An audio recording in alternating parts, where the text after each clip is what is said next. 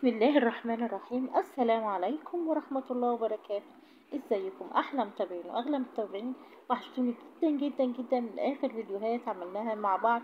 طبعا من فترة طويلة جدا جدا ما عملناش فيديوهات، ولكن ان شاء الله هوعدكم ان احنا نرجع تاني ان شاء الله نعمل فيديوهات منتظمة مع بعض، وترجع قناتنا تنشط من تاني بإذن الله، بيكم وليكم ومنكم ان شاء الله. قدها وقدود يا جماعة ان انتوا تشجعوني كده، ان القناة ربنا يكرمنا بيها كده وتقوم ان شاء الله. انتوا اخواتي وحبايبي ومتابعيني، وانتوا اللي هتقوموا القناة بإذن الله تعالى. بطلب بس منكم كل اللي يتابعني يعمل اشتراك ويفعل زر الجرس، وكمان يكتب لي كومنت حلو يقول لي ايه رأيه في الحاجة اللي انا بعملها، ولو وحشة برضو قولوا لي ايه رأيكم. ما تنسونيش لايك واشتراك وتفعيل زر الجرس. النهاردة معانا صنف جميل جدا جدا رجعنا لكم بيه. صنف مصري أصيل. أكيد طبعا بعد ما شفتوا الصورة عرفتوا احنا النهاردة هنعمل ايه. زي ما انتوا شايفين كده طبق الكشري الأصيل المصري كلنا عارفينه، بس مش أي طبق كشري، طبق الكشري الجميل اللي ريحته تجنن، الحلو جدا اللي طعمه يجيب من آخر الدنيا كده هو. يلا بينا نسمي بالله ونصلي على الرسول صلى الله عليه وسلم، ونشوف طبق الكشري بتاعنا، وكمان عاملين معاه دقة وشطيطة ومدلعينه آخر دلع. يلا بينا نشوف الدلع اللي قدامنا ده اتعمل ازاي، ونصلي على الرسول صلى الله عليه وسلم ونبتدي الفيديو بتاعنا. قولوا بسم الله وصلوا على النبي صلى الله عليه وسلم. وبترجاكم بس وانتوا بتشوفوا الفيديو ما تقفلوش، او يعني معلش خدوا من وقتكم، الفيديو كله مش كبير يعني كله 14 دقيقة، فمش هياخد من وقتكم حاجة. اتفرجوا معايا على الفيديو وقولوا لي رأيكم. يلا بسم الله سمي الله صلى على الرسول صلى الله عليه وسلم. وانا كمان عشان ما اخدش من وقتكم كتير انا اختصرت كتير جدا جدا في الفيديو.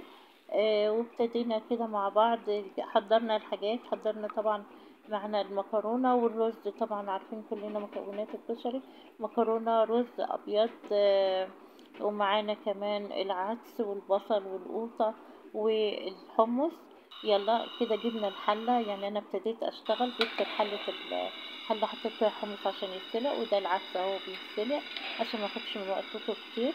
وتقريبا كده العدس استوى تمام، ولا حاجة غير ان انا بجيب المكون بتاعي، سلقت الحمص وسلقت العدس تمام. بوريكي ان العدس خلاص استوى تمام كده، هاخده على جنب خلاص وهشيله، وهنبتدي نعمل ايه تاني. خلاص كده عملنا العدس، هنجيب حلة فاضية ونحط فيها المية عشان نسلق المكرونة بتاعتنا. المكرونة عبارة عن مكرونة صغيرة زي ما انتوا شايفين كده، بوريك المكرونة صغيرة جدا جدا بتاعة الكشري. وكمان هجيب اللي هي المكرونة بتاعة الاسباجيتي، مفيش داعي ان احنا نعمل كل حاجة لوحديها، لا احط الاتنين على بعض وهسلقهم. ده طبعا بعد المية ما بتغلي ببتدي اسقط المكرونة في المية وهي بتغلي، بحط معاهم شوية ملح وشوية فلفل اسمر كده وشوية كمون في الحلة بتاعة المكرونة، بس بقى على بال ما تستوي، وبعدين هبقى انزلها لما تستوي. هو دي كده شوف مع بعض. دي حلة الحمص يا جماعة، الحمص برضو خلاص تقريبا استوى، وادي العدس استوى خلاص برضو اهو، خلاص تمام كده. يبقى احنا كده عملنا الحمص وعملنا العدس، والمكرونة على النار كده معانا بتستوي. ما انتي بتحاولي يعني ايه بتوفري الوقت، كل حاجة على عين كده عشان تخلصي بسرعة. المكرونة معانا، انا حطيت المكرونة صغيرة بعد المية ما غليت، وبعد كده رحت حاطة عليها المكرونة الاسباجيتي، وهسيبهم مع بعض كده كام دقيقة، 3 4 دقايق عشان يستووا. بقولك دي مكرونة الاسباجيتي اهي مع المكرونة الصغيرة، ونسيبهم كده ايه يستووا مع بعض. طبعا حطينا فلفل وحطينا ملح وحطينا كمون في المية بتاعة المكرونة. طيب البصل بقى، عايزة اوريكي البصل. اللقطة بتاعة التحمير ما ظهرتش، ولكن احنا قطعنا البصل شرايح كده، شرايح كبيرة، وحمرناها شوية شوية في زيت غزير، يعني عملنا زيت غزير. بعد ما حمرنا البصل في الزيت الغزير باخد من الزيت بتاع البصل عشان هعمل الرز، بس من زيت البصل عشان اعمل الرز حط كده الزيت، وبعد كده اكون غاسله الرز معايا. طبعا كلنا بنعرف نعمل الرز يا جماعه. هنعمل رز ابيض، هنعمله بالشعريه، بس انا ما كانش عندي متوفر الشعريه صراحه، فعملت رز ابيض خالص. ولكن هو يعني عايزه تحطي شعريه حطي الشعريه، ومقدار الشعريه ومقدار الرز. يعني لو تحطي كوبايتين رز حطي كوبايتين شعريه معاه، وقلبي كده مع بعضه. عايزه اقولك العدس بعد ما استوى، خدي بالك من الميه ما تصبهاش، لان احنا هنحتاج ميه العدس. هتحتاجيها في ايه؟ هقولك دلوقتي هنحتاجها في ايه. احنا بناخد ميه العدس نشرب بيها الرز، نسوي فيها الرز، تمام، عشان ياخد اللون الغامق بتاع محلات الكشري كده. بقلب طبعا الرز كده، وزي ما بقولك انت لو عايزه حابه تحطي شعريه حطي شعريه، انا محطيتش لان ما كانش متوفر عندي شعريه. ومش معنى دي بصل يا جماعه، عشان احنا طبعا خدنا الزيت بتاع البصل، فلسه فيه يعني حتت بصل كده، فطبعا شلتها، يعني لقيتها كده رحت شايلاها معايا بالمعلقه. بحمر الرز او مش بقلبه يعني شويه كده، وبعد كده هحط عليه ميه العدس عشان اشربه بيه. يبقى احنا كده عملنا العدس وعملنا الحمص، عملنا المكرونه، وبنعمل ايه؟ بنعمل الرز ونشربه بميه العدس، تمام. البصل كمان عملناه.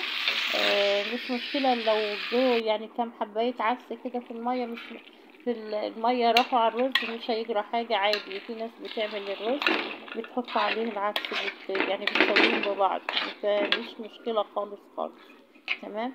هنهدي كده النار ونغطي الحله بتاعتنا ونسيبها تستوي على مهلها، تمام. طيب هنعمل ايه دلوقتي؟ معانا الثوم بقى اللي احنا هنعمل بيه الصلصة، وهنعمل بيه التومية، تمام. فانا فصصت كم حباية توم كده زي ما انت عايزة، يعني ممكن 10 12 حباية كده، وتدوقيهم في اللون ولا تعمليهم في الطحانة عندك. المهم ان انت تطحنيهم بطريقتك يعني. وبرده خدنا زيت من الزيت اللي احنا حمرنا فيه البصل، احنا حمرنا البصل يا جماعة في زيت غزير جدا، وحمرنا الثوم، تمام. وبعد كده بعد ما حمرناه طبعا هنطش التومة دي بايه؟ بالصلصة اللي احنا عاملينها في الخلاط، تمام. طبعا ممكن لو انت مش عايزة تحطي بصل ما تحطيش، كده كده طعم الزيت اللي انت عاملة بيه فيه بصل، وممكن تاخدي شوية زي ما انا عملت كده وتحطيهم، بحيث لما يتثبت ببعضه يبقى يظهر فيه طعم البصل قوي.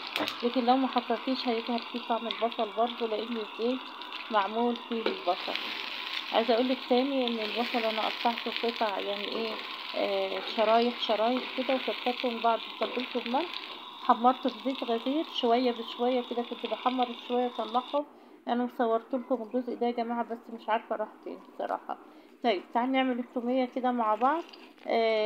اخدت برضو شويه زيت من الزيت اللي حمرنا بيه البصل اهو، والثوم، حته من الثوم اللي احنا كنا بندقدق فيه، وحطينا معاه كمون وملح، وهنبتدي نحمر فيه لحد ريحته ما تطلع بس كده.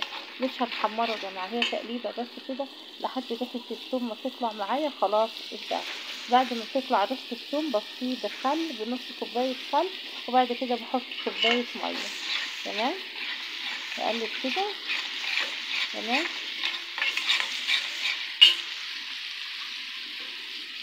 دي طريقه اللي هي دقة الثوم، ان انا بجيب الثوم بالكمون والملح، بحمره مش تحمير، مجرد تقليب كده 3 4 تقليبات لحد ريحته ما تطلع اهو. دلوقتي كده انا حطيت الخل، حوالي نص كوباية خل حطيتها على الثوم بعد ما ريحته طلعت. وبعد كده هنجيب كوباية من المية واحطها عليهم، واسيبهم يغلوا مع بعض لحد الثومة ما تستوي، تمام. كنت حاطه كمون، دلوقتي حطيت الملح، تمام. هسيبهم بقى يغلوا مع بعض كده، كوباية المية مع الثوم يغلوا مع بعض.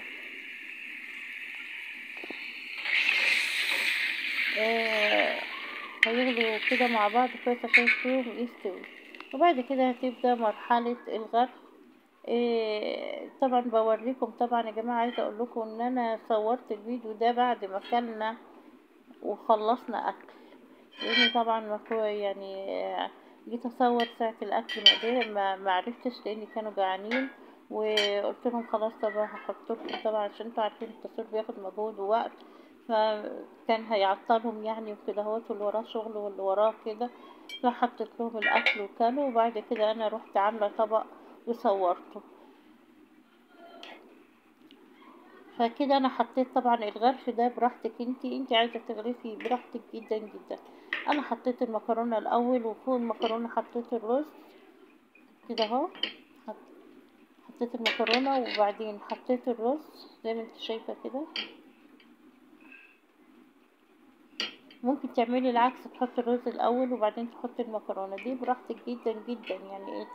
المهم هي المكونات كلها موجوده، ما تختلط بعضها الطعم واحد. حطيت الصلصه برضو كده، ممكن الصلصه تخليها من فوق خالص، بس انا حطيتها فوق الرز. تمام، يعني انا حطيت المكرونه، حطيت الرز، حطيت الصلصه، بعدين حطيت العدس. وبعد كده هجيب البصل واروح حطاه كده، وزود تاني صلصة. ممكن خطوة تتعكس خطوة العدس والصلصة يتعكسوا، يعني تحطي العدس الأول وبعدين تحطي الصلصة. تمام. بعد كده جبنا البصل يا جماعة، وطبعا البصل أنا عاملة كمية كبيرة جدا، يعني كنت عاملة كتير جدا بصل، ما شاء الله. بحط كتير لأن كمان هما العيال بيحبوا كتير، بيحبوا البصل كتير، فحطيت كتير ما شاء الله على الطبق، كميات يعني ما شاء الله.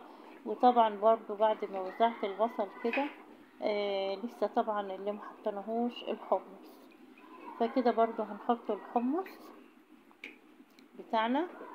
وبرضو بنحط الحمص برضو بكميات، مش يعني في ناس بتحط يعني كده 5 6 وحدات حمص وخلاص، لا احنا حاطين الحمص بكمية كبيرة ما شاء الله يعني، اللهم بارك.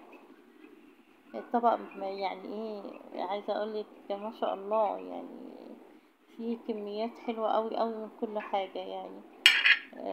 بعد ما حطيت الحمص كده طبعا وبنزود الطبق بتاعنا، وكده يبقى احنا عملنا طبق الكشري بتاعنا، وبألف هنا وشفا.